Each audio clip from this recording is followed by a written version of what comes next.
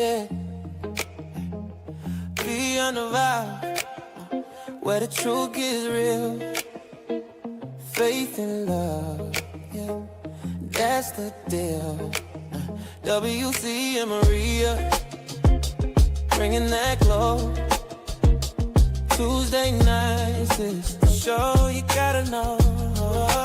Love ain't a moment, it's a movement we found.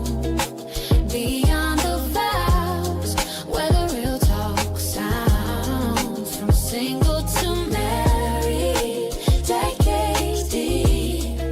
Together we rise, where the promise is key.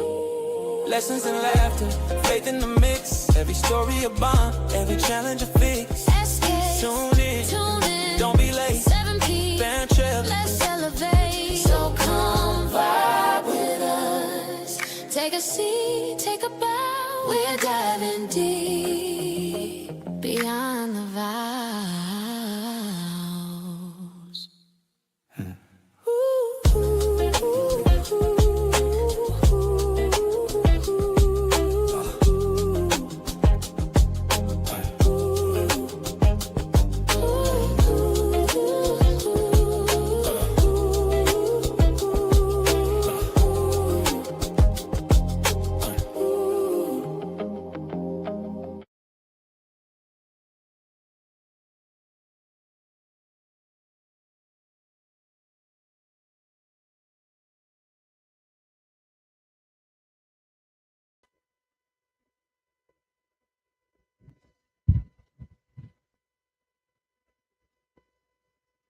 See, you said the last show I talked too much. So I wanted to start.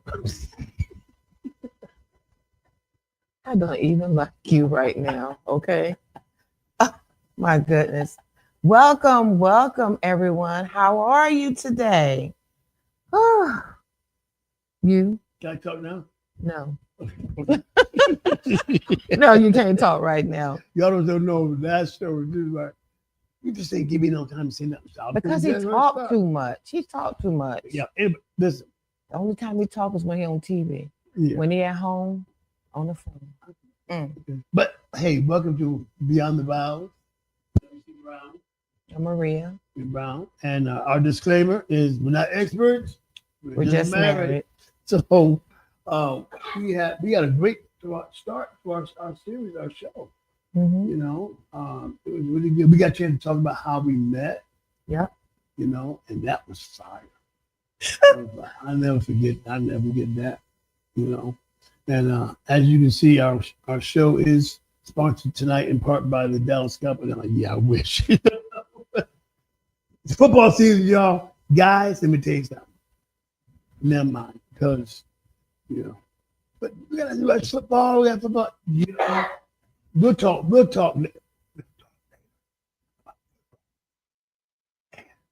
Who has command of the TV? Okay. But anyway, this is our show Beyond the Vows, and we do is take an in-depth look at what the marriage vows are, and going beyond them. Right. You know. But before we get into our conversation, we got to let you all know. You want a podcast? If you're interested, you have got to check our girl Cammie out. I'm telling you, she will hook you up. Of course, she has packages that are affordable. But if you want to be on, let me tell you where to go. www.skstradio.com. Her name is Cammie, Kami. That is her name. Call her. You want a number? 757-391-4352. She'll hook you up. Now, you know when she fusses me out, she does that. You just visit. I don't know what. Okay. Oh, and also our main sponsor is our Deaf Child Hope International. DeafChildHope.org. Sponsor a deaf child in poverty today. If you remember back during those times, they had Sally Struthers. We used to be on MASH. I know a lot of y'all not old enough to remember MASH. But they would have Save the Children. And, you know, these are children who are poor in many many of these countries. Well, imagine being poor and deaf as well. So these are our kids that we are advocating for. And you can go to deafchildhope.org and you can sponsor one of these awesome children around the world. And your financial contribution, your sponsorship will help these children to be able to learn how to sign. And you'll even get a chance to go and visit your kids in their respective countries. So deafchildhope.org and do that. And if you also want to talk to us, if you want to send us something, a notice, a request or a question, hit us up at beyondthevows.skstv@gmail.com. That's beyondthevows.skstv@gmail.com. So, babe, you know, we talked about dissecting the vow, you know, and we had just gotten into the for better or for worse. Okay. And I don't know if people, when they do get married, do they really realize or start to think about what is better, what is worse, and that I need to stay for both applications of that vow, you know? So the better, you know, that's the given, you know? Things are always good, this, that, and the other, you know. And it seems that we always really focus on the worst because those are the things that try our marriage, try our, you know, love for each other to go through stuff that's worth it. Well, we got to go back to the word marriage, and marriage is a covenant. It's a covenant between two people who really love each other. And you know, when you get married, you make a promise in front of God. I mean, in front of the family and God, of course. And you promise that you would stick together through thick and through thin. But that doesn't give us an excuse not to be better. It doesn't give us an excuse not to bring out the worst in us. You know what I'm saying? So when we come together, or when we're together, it's like two peas in a pod. We're making something. We're building something. So that's what it should be. It shouldn't be, well, I'm going to get together with you, but be the worst me I could be. No, I'm going to get together with you. We're going to do this together. We're going to build this kingdom. I always say kingdom because when I think of a marriage, I think of a king. I think of a queen building their kingdom and having little princes and princesses, you know, to help with the kingdom because it's our legacy. But in order for a legacy in the kingdom to function, the king and the queen got to be on one accord for one thing. And then not only that, if we don't, if there is a time where it is worse, we have to come together in one accord because we've made a covenant. Yeah, and that better doesn't always have to talk about when stuff is good. When things are worse or when they're really, really bad, that better period is like that better could be a forgiving period. You know? It could be a healing period, you know, for better. We're getting better so we can be good, you know. So do we, you know, we need to be able to withstand and be patient during that better period, you know, getting better period. We've gone through the worst thing. Now we got to get over that and things have got to get better. And that's the part that is very challenging. That can be challenging. How so? Well, I mean, just hearing from couples over the years where something bad happened or you know something terrible in the marriage, and you don't want to split up, but you're still hurting from something that's bad that happened. So what do you do? Do you help the other out? I mean, because the thing about when the worst come, y'all listen, when the worst come, it just seemed like it does something to your heart. It does something to how you feel about the person, or it could just basically destroy your confidence in the marriage itself. So what do? Do you support the one that's hurt? What do? Do you encourage them, or you just let them go through by themselves? No. What are you supposed to do? But I mean, it's a two-way process, because if the husband or the wife has wronged the other, then if they're coming back and saying, "Hey, listen, I messed up, forgive me," and then, we know ourselves. That forgiveness don't happen right away. It sure don't. It could take years. But then that years, when something takes years, I believe that it begins to help separate that love, because there's no camaraderie, there's no faith, trust.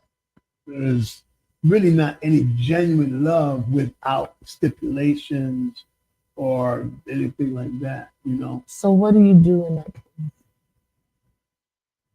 I'm not an expert. I'm just I know, but I'm just saying. But I mean, the audience wants to know. I'm sure you do. What do you do in a case like that? Because what's really important is, I always say this: when life happens, what do you do with it? You have to do something when it happens. You can't just let it sit and rest. Because if you just let it sit and rest, you'll be reminded of it every time. You got to do something about it. And then to have the person that you wronged to constantly remind you of it, too. Then you get to the point where you feel like you've never been forgiven, because it's always going to come up what I did, always going to come up how you felt, and it's like, it's sometimes if you get to the point where there really is real forgiveness, because that rising up like a storm. But honestly, I really think that in times like that, the other party needs support from the other person. And the reason why I say that is because, y'all, when we're married, because we are married, when there comes a time when there's no peace in the valley, I should say, then we have to be able to support one another, some way, form, or fashion. You got to be able to say, look, I know we're going through this, but I'm going to be here. I want to support you. Whatever it is I can do to help you to be better. Because guess what? It's like trying to take care of a injured part of you.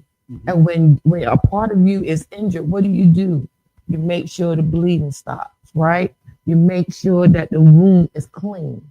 You don't just let it sit there and dirt and sweat and tears and God knows it start getting pus and stuff and crusted up and you just let it do that. No, you take care of it. So if I'm a part of you and you're a part of me, you got to be able to support that. You got to be able to take care of the wound until it gets healed. Not saying that the person that is hurt should go all crazy and act stupid and stuff. You know what I mean? But supporting each other. Yeah, and that pain it's just like, man, when you're hurt by the person who's supposed to love you beyond love, the person that, you can tell your innermost secrets to, express, your feelings to, they hurt you. Sometimes we just feel like you have nothing else left, because your partner. Right. That's what he even talking about, like in church. Talking about church hurt. Right. Nothing worse than church hurt, but I don't think it's anything worse than spousal hurt. Yeah. And it can really do some damage. We ain't gonna miss that because we've had some issues and some arguments and stuff, and I want to learn how to forgive quickly. You know what I'm saying? Because a lot of times we get our feelings, and if you have military guys out there, we don't talk, but the thing about it is, you have to call it out. Right, you do. You call it out. Look, there's a question on the board, Will. Mm-hmm. So do you just let the person get away scot-free? Well, I mean, oof. We gotta be accountable. You know what I'm saying? Because if we don't make each other accountable for what we've done, we're doomed to repeat. So repeat itself. So how do if you don't know that you're but you have to do it in love. So how do you make the other person accountable? Oh, you got to tell them, listen, this is what you did. This is how I feel. And that's something that I've learned a lot from you is what I may have thought the way you said something may not actually be the way you were putting it out. Mm-hmm. So a lot of times we're getting angry over what we think that person said, mm-hmm. or what we think how you feel, mm-hmm. and we could be totally off kilter. Mm-hmm. So that's why when something happens like that, we have to say, listen, such a day you said something and it really bothered me. Okay? And it may sound elementary, but I think, and like I say, y'all, I listen to her. She says this a lot. That there's a way to talk about it mm-hmm. without being combative. Right. You know, I mean, like, when there's something that happened one time, and I just think it reminded me of something in the military. But I pointed out to you, mm-hmm. you know, because actually I was quiet, didn't say anything, and you kept there. What's wrong? I said nothing, and then you go back. Look, I know you. Something is wrong. Mm-hmm. Nothing. I'm good. Mm-hmm. You know, and then, but to not keep you in the dark. Mm-hmm. That's a terrible thing. It is. Yeah. It is. So, Will, to keep a person accountable, not only do you have to communicate. That's the first thing. You got to be honest with how you feel. Now, it's the way we do it. Because I'm gonna be honest with you, ladies, I have a mouth on me. I'm not gonna lie. And sometimes the way I say things can be pretty brutal. And I have to be careful of that because I don't want to damage my husband. I don't want to do that because words hurt and you can't take those words back when you say stuff because it does damage to a person, you know, and I don't in my marriage or in our marriage, I don't want us to be combative in that kind of way. So that's something that I'm definitely learning to be better at. So not only does marriage help us to understand each other, but also makes us. And I feel like that's when God has this mirror that's set in front of you, and He makes you look at yourself and everything that you are that ain't right. He makes you look at it and say, okay, now you got to get this right because you're married now. So you got to mature in some things. I think I said this in the other show. There's some little girl thing in me that I had still holding on to that I got to let go. Because even the word of God said, when I was a child, I spoke as a child. I understood as a child. But when I became a man, He's talking about as a grown up, I put away childish things. So that's what we have to do in the marriage. We have to grow up and get rid of some of those characteristics of children-like things that we still hold on to that we think is going to, help the marriage. And it's not. We got to grow up. We got to do the things that is right by this person, by him. I have to do what's right by him. God's going to hold me accountable. And likewise, you have to do what's right by me, or God will hold you accountable. Right. And that takes us back to the have and to hold. Yeah. Hold me. I'm jacked up. You know what I'm saying? Hold me where I am. So I can get to where I need to be. True, but we can't stay in that stuck moment either. Right. You know what I mean? Yeah. Because I mean, think about it, y'all. When it comes to our children, when they have mates, we want them to choose people that's going to help make them better. Am I right? We want children. We don't want no man to just funnel over our girls and get them pregnant and then that's it. Leave them high and dry. We don't want that. Right, because nobody comes into any marriage perfect. No. You know, you take a little bit of me, I take a little bit of you, you know, and then you got, you know how they talk about synergy, and then putting it all together. Mm-hmm. And that's what it says. When we get married, we become one. Right. You know? We are one, but we still have equal individual minds. But those minds always have to, or should always come together so that we can continue to move forward. Mm-hmm. You know, and that's why I think, I know you, even after 13 years, I'm still learning something about you. You know, case in point, you asked me, you know, what we did that game, and you guys got to get card decks. Card deck is a great game. You can explore your spouse, because you will find out that you just do not know what you thought you knew. Oh, no, it's not really that. Yeah, it is. No, I thought your favorite color was. No, I it's thought not. your favorite Listen, was somebody, and I was just all wrong. But you're not wrong too. I did. I'm not gonna lie.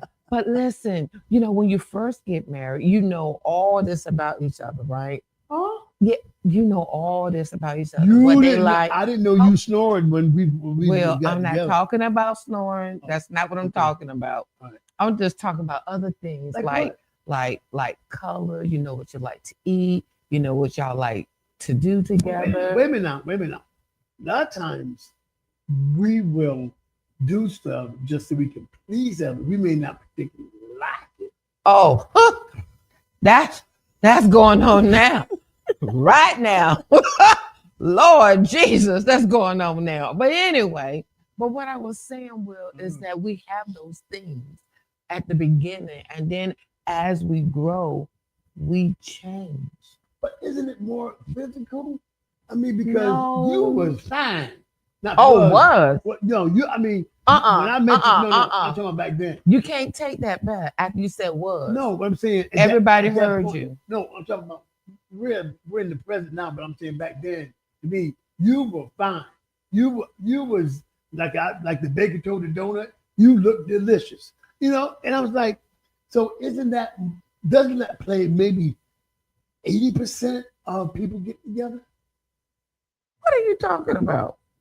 You know, we know about all of each other. You know, the only thing at that point you're so in love, you don't care what some of the stuff they may do. Oh You Lord. just know you want that person with you. I don't know about that. I did care. We just didn't see that part. All you was looking at other stuff. Yes, I was. God, Jesus. Yes, But anyway, I had them big bifocals on my glasses. I didn't want to miss nothing. oh God, help him, Lord Jesus. But I just feel like I'm just being honest with you. I think a big percentage of people that get together is the physical part. Mm-hmm. You know, no man wants to get, at least I know for me, don't want to be with somebody that you don't want to see first thing in the morning. You know? Yeah, they are. Yeah, Men are visual. Just, But just like makeup. Now, I mean, some folks gonna be mad at me what I said, but there's some women in the world that just have to have makeup. True. You know? True that. But you're so naturally beautiful, and I'll say that. But I'm, you know, and I mean, I know one guy said, "Man, I'll wait for the morning, boy." He said, "If it weren't for the fact that she could cook, then she made good money." So it's a give and take. Okay, so each to his own. Each Okay, to his own, yeah, everybody each to his don't own. have that same. Yeah. They don't think every man don't think like you. Right. And every woman do not Right. think. Well, you like, were fine. like me. You were fine. You were smart. You were intelligent. I mean, you had the total package. You know, Well, thank which you. was Will. good. which was good for me. You know what I'm saying? Thank you. And I saw some things in you that I knew could help me to be better. Really? Especially being in former marriages. You know what I'm saying? And getting to the point where, you know, at the over age of 50 and doing it for the last time. I'm like, I'm not doing this again. And you know what? And that takes me back to, I think, the question that was asked to us at the last one about how we met. When I divorced the first time, I was in my 40s. And when you get, you know, in your 40s and trying to date, y'all, oh my God, it's just a nightmare. Oh my God, it was just terrible because I didn't know what was going on. I mean, I didn't know whether to go to the club or go home. It was just crazy. I mean, it was wild. I mean, I've never ever, I got tired. I was like, God, I can't hang out here like this, you know? So were you looking for a mate or just to be out because you've gone through a divorce? You know, I think when I was going through a divorce at that time, I really wanted to find somebody, but I did not know where it was going to start from. I had no idea. I mean, I went out with the girls because, you know, we always have a good time when I will go out with them, you know, whether it's to a dance or to a club at that time. But that's all that it was. And the guys that was with us, they were a part of some of my family. And they came to protect us from other guys. That was weird. But anyway, that's how that went. But that dating thing, y'all, it just wasn't for me. It just wasn't for me. I didn't like it at all. Wow. Well, all I can say is when it comes to, you know, helping each other with difficulties that have happened, is the person who has been the aggriever. Is that a word? I guess. They Google it. When you're full of remorse, you know, then there's got to be an air of compassion that, you know, I see that they're really trying. Yeah. And that's where the other person can really help to build it up. True. To know that, you know, hey, I know you made a mistake. You know you made a mistake. You know, and you're correcting it so that it won't happen again. Let's do that, move on. But one thing I know for myself, I want to learn how to forgive quickly. I think about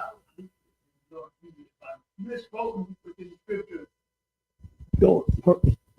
But I think we should forgive quickly. You know what I'm saying? Because if anything was, and that's what touched me up, if anything was to happen during that period of unforgiveness, somebody getting an accident, somebody died, whatever. It's too late to say anything then. True. You know? Well, you know, it's on the person. I'm not saying that you can't forgive. I'm not saying that at all. But the thing about it that needs to be understood is it's going to take time for that person to heal, because maybe the hurt that caused the anguish, or it caused whatever it was, the situation that caused that person to be hurt, it could bother them so much that they don't know how to get over it. How much time do they get? As much time as they need. That's what I say, because if you have surgery, right, which you are going to have surgery, but I'm just saying, I don't tell you hurry up and get over it, you know, because it's going to take time for you to heal. And you're going to need to go through rehab and all that other stuff. In order to get you where you should be, you have to go through that process. You know what? On the other side of the break, let's talk about how to rehab when you've had a worse situation. That's good. That's good. Okay? We can do that. So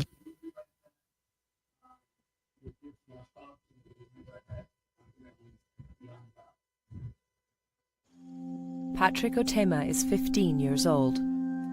He was born deaf, but in this remote region of northern Uganda, there are no schools for deaf children. In his whole life, Patrick's never had a conversation. Hello. Good? His father, Charles, looks after him. They are only able to communicate through very basic gestures. Cái lộc mà đó mà bắt cha lộc cái doga kita kuat lộc này, penyang, itu aramo tim mungkin main ini, nyara wajano ko kuan kuer cer porno aporo. We've been sitting here talking about Patrick in front of him, and while he's been watching us, he doesn't understand what we're saying. It feels almost rude. But this is what Patrick's life is like all the time. I'm here with someone who wants to change all that. Raymond Okello is deaf himself and a sign language teacher.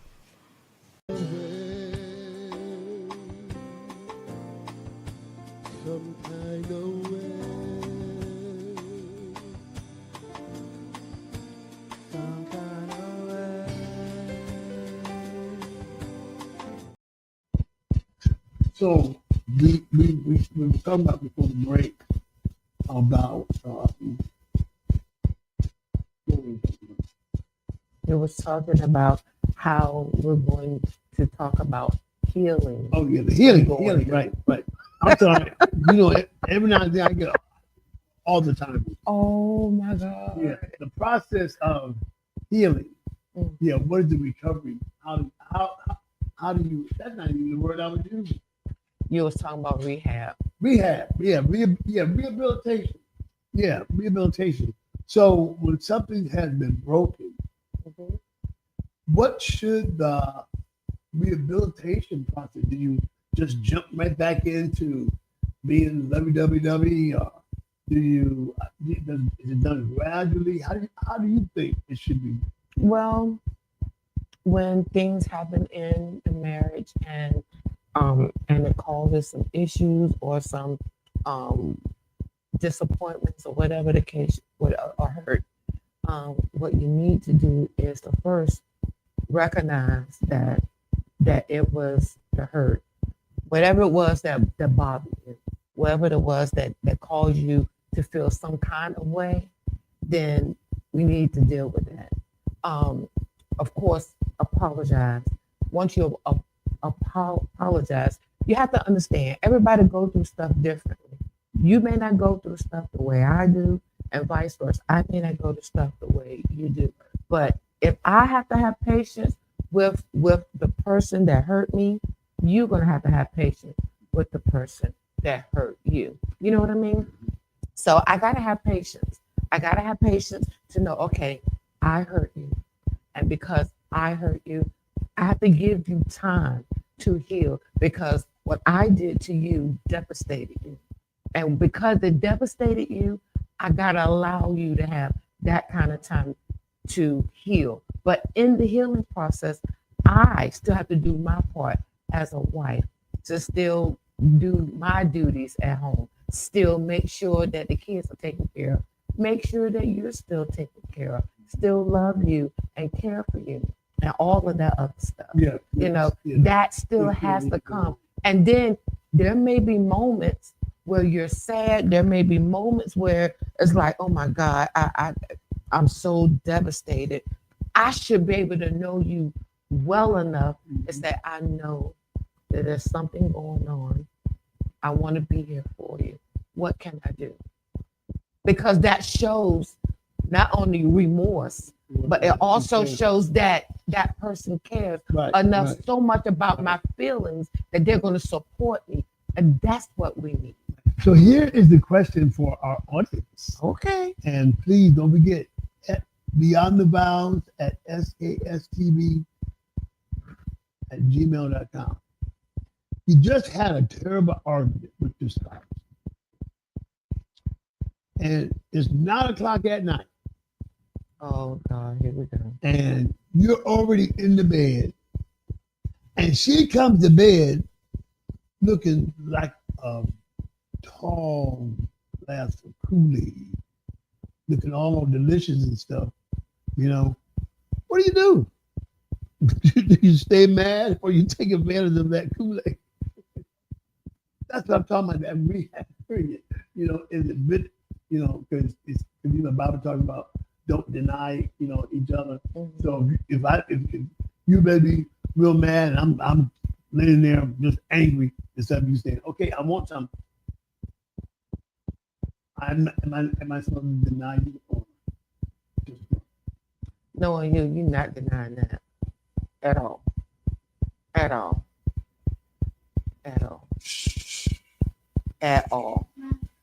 At all. That is something that you're not going to deny. I've seen some TikTok videos where it says, still taking care of her, even though you're mad as hell. Mhm. And it shows that like he goes they just sitting in the bed, just sitting up beside the bed, just mad, and he gets up and goes in the room, get some drink, and then looks at her and says, "He drinks it." Then he goes in and he gets something to eat, and she goes, business as usual, Mhm. So, like I said, guys, I mean, and I'm only talking from what I still need to learn. Okay, 'cause like I said, we're not experts. You know what I'm saying? And No. learning to forgive and forgive quickly can be a real healing for you both. Well, the thing about it is beyond the vows, is working together, is accomplishing something. When you are hurt, okay, let's deal with the hurt, and then let's get down to business. Because at the end of the day, we still got to go back to us. Okay, we still have to go back to us. And one of my coworkers got married, and I was telling her today, I was like, the most important thing I need you to understand is that there are going to be parts of you that has to be very vulnerable. There are going to be parts of you that you're going to have to sacrifice. I said, it may not be easy. I said, it may be hard, but you know what? You can do it, and you can work at it. And even in all of the things that a marriage is going to take you through, just remember to work together with your partner. It's a give, it's a take. Sometimes you're going to give more and I'm going to give less, vice versa. Sometimes I'm going to give more and you're going to give less. But the thing about it is that we come together and that we work this thing out no matter what, because I made a covenant to you. I made a covenant with God that through thick and through thin, that I was going to be here, that I was going to make this happen. I was going to do this, but I got to live up to that. Some people just take the easy way out. You know what I think, Jack? What? I think, what about role play before you get married? Role play? What do you mean? Role play. I'm saying role play. Role play the best scenario, the worst scenario, and see how you both will deal with it. And then if it works out well, then yeah, we get married. But if it works out, don't work out well enough, then you need to think about it. How are you going to role play, Will? You just give them a scenario. Hey, listen. But you know what I started doing that now? Is those shows. You always watch wine, based. Love is blind. Love is blind. Mm-hmm. People get never seen each other, Right. but they learn so much about each other. Right behind that shield. Yeah, and how can we do that? How can you do what? How can we do that? How can we? Not the blind. I mean, I'm can thinking learn about a the lot. blind leading the blind. Well, you can learn a lot from a person if you're communicating. That's the key. But okay, It's communication. how far? Okay, so a lot of times you just want to dive right into a relationship. Mm-hmm. I just think that courting period to me is not going out to dinner and giving flowers and stuff like that. I think that courting period should be learning about one another Mm-hmm. intimately, Mm-hmm. and some people may not be ready to be vulnerable, until they can say, this is somebody I think I can live with the rest of my life, and then they can open it up, Mm-hmm.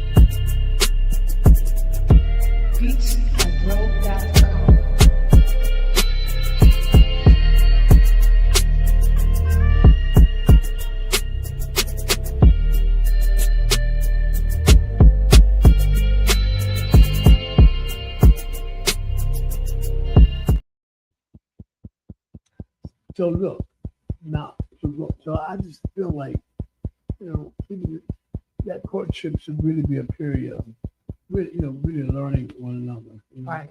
But here is one of the most crucial parts of our vow, Okay. which is to love and to cherish. Okay.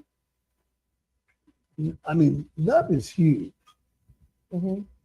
And love is not just one definition of my heart, Mm-hmm. It's do I love the difficult things about you? Do I love the aggravating parts about so I'm telling you something. What's that song said? Love so many people use your name in vain. Mm-hmm. I mean, talk about love. Love plays a big factor, of course, in marriage. Of course, I how do I want to say it? I don't want to just love you. I want to be in love.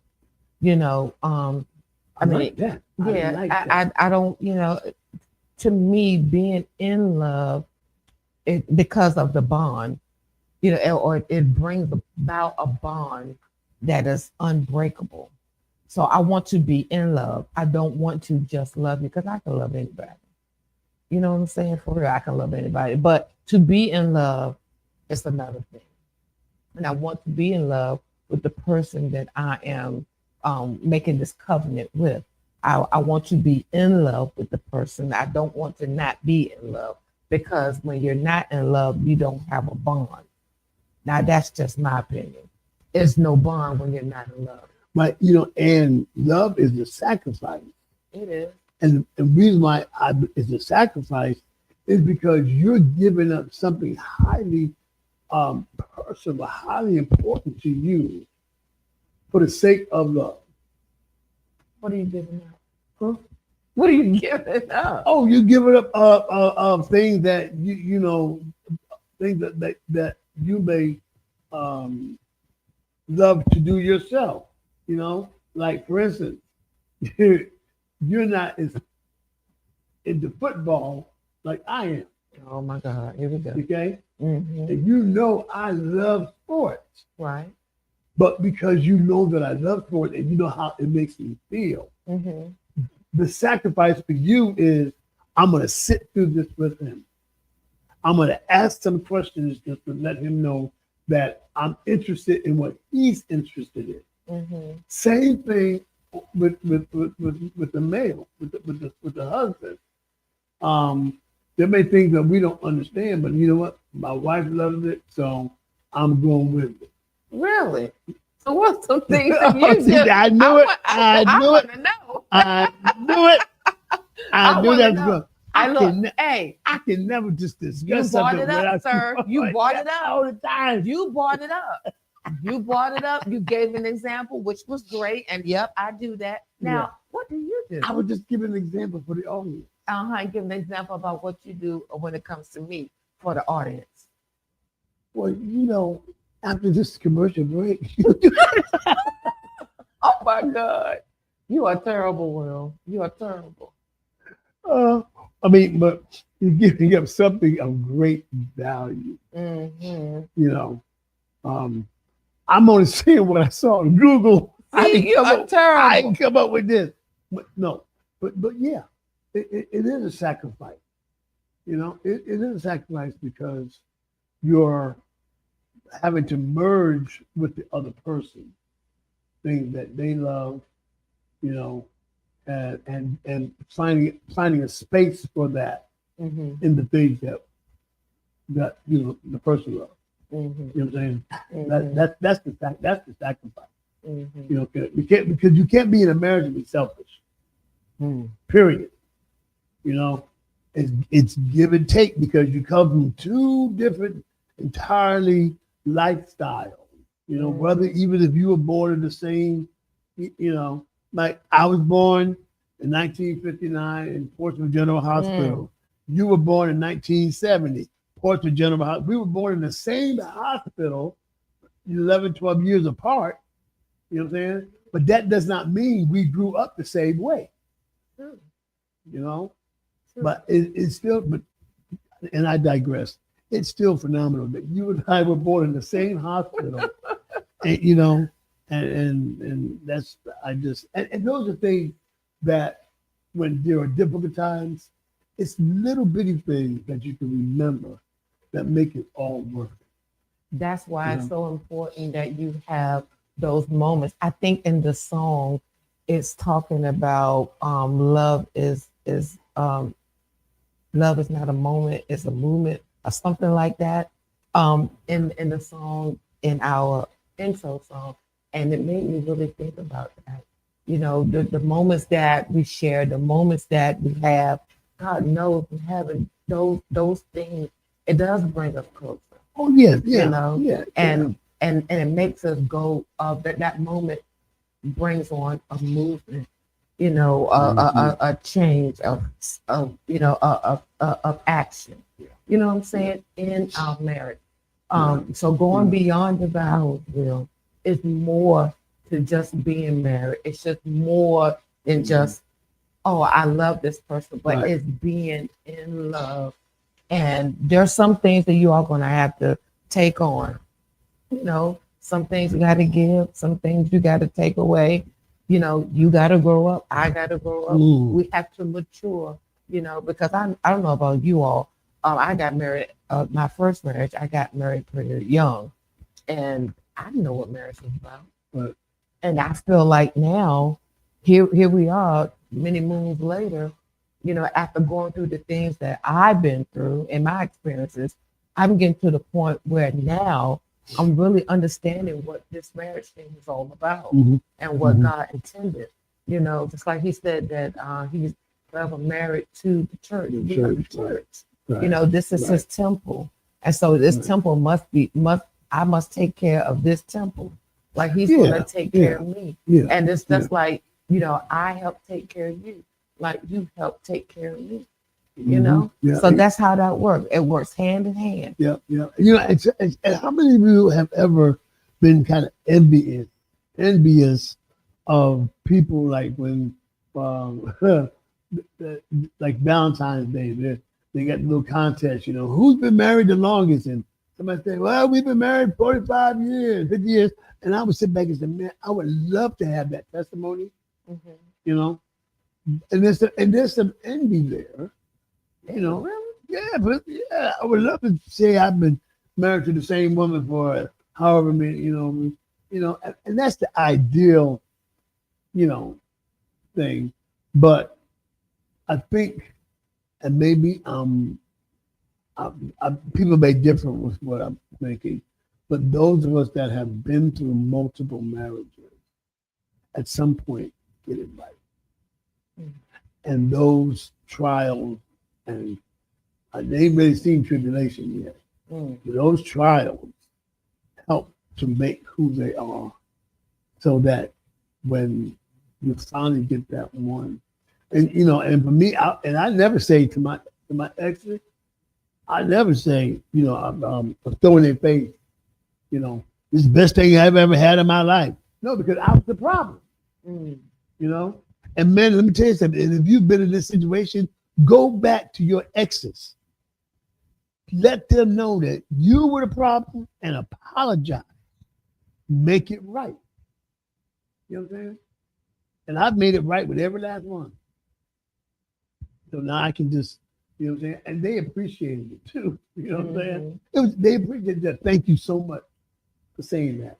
Because for so many years, I felt, I heard a song today, and I don't know if it was actually him or somebody using his voice, but it said that R. Kelly was his song and with him and Rihanna, the song that he did while he was in prison.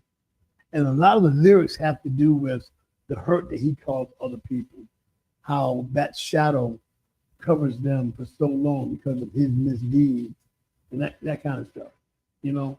But when you ask for forgiveness, man, you talking about something that is a relief, it's a weight off in you know. And that's the same thing about anything that's a better or for worse. When you can just release it, make them more accountable for what they said, but again, do it in love, you know. And I just believe everything we need to do, and I'm talking to myself, everything really should be done in love and not yelling. And I yell a lot, you know. Oh yeah, I know. But it's a learning. It's an ongoing learning process. And when you stop learning, you stop to exist. You stop existing when you stop learning. Keep learning. Keep trying to be better. You know, I'm serious. I'm you know, y'all know. You don't know what. I'm trying. I'm definitely. It's an ongoing process to try to get it right. But like you said, that commitment that we made to each other, you know. So regardless of what goes on, when I close my eyes for the last time, I'm still gonna be married to Marie Brown, and vice versa. You know. And I love you, Laura, but I'm not ready to meet you just yet. Well, you're so crazy. God help him. But you know, like I said, going beyond the vows it means to do the work. Yeah. Not just look at what was written, not just listen to what you recited in front of everybody. You know, after he said, "Now I pronounce you," that's when the work begins. Yes. You know, not the reception. No. Or the work when you say "I do" and "I does" and "we will," that's when the work starts, because you got to take those words not with a grain of salt. But you know what, Will? You have not only do you have to do that, but you got to set boundaries. You know, boundaries that we both can balance. You understand? That's in the marriage. You know, beyond the vows, we got to set those standards. You know, there are different things that we expect out of each other.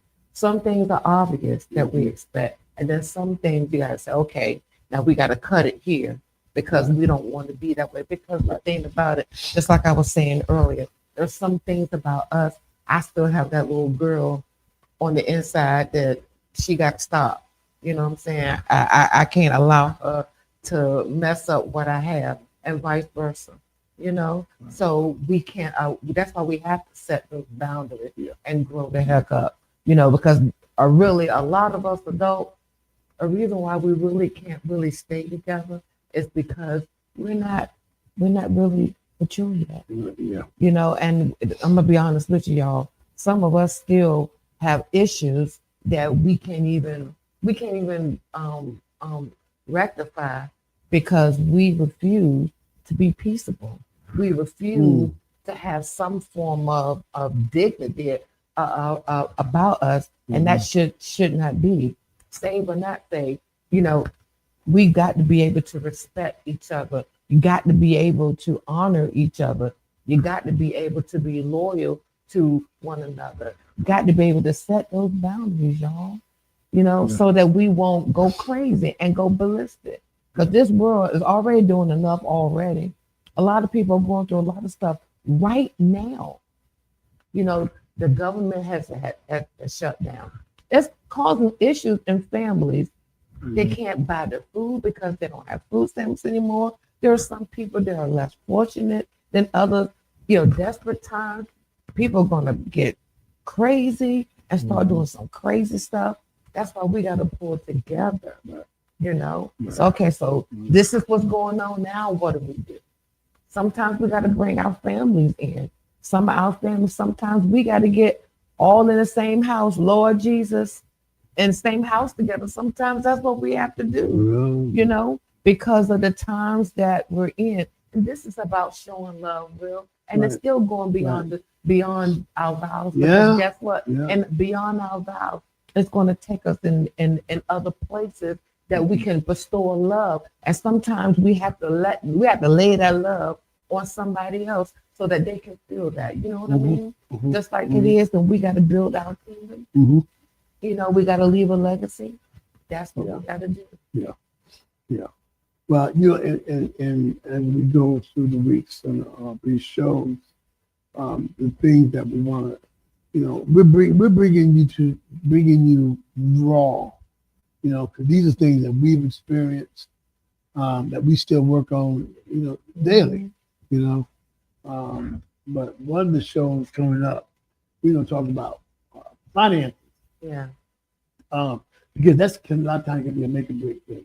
Oh, definitely.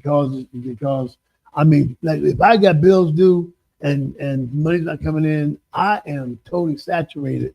That's all my mind is on.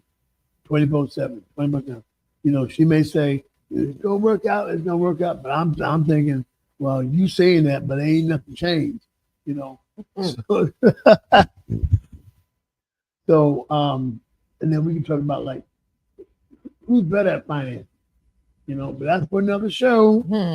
We already know what time that is. Oh.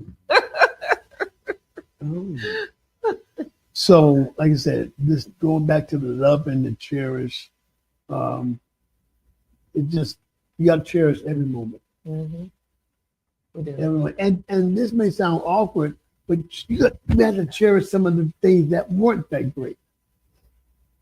Because if it's a learning process, if it's something that happened that's going to help you to be better.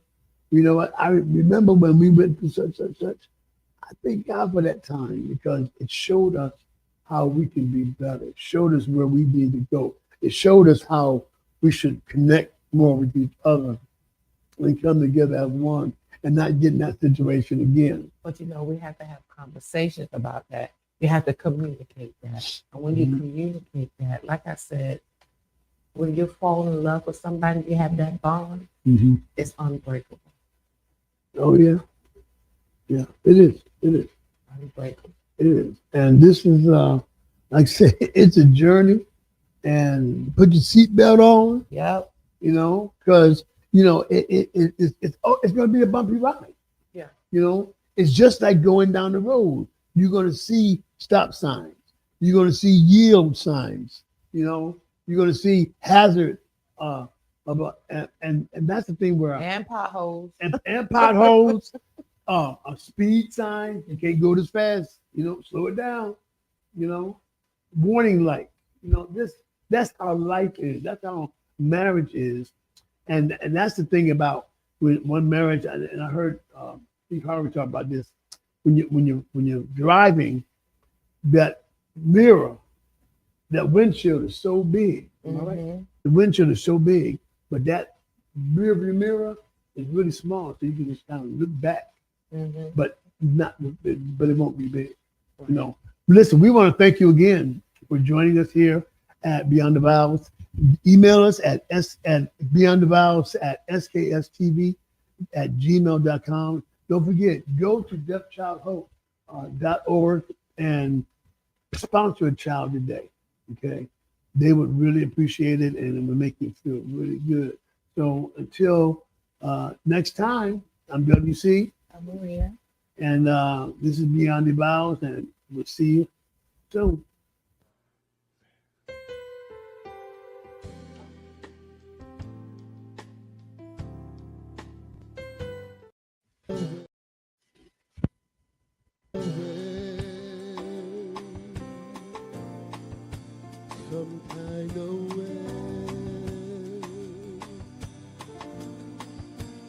some kind of way.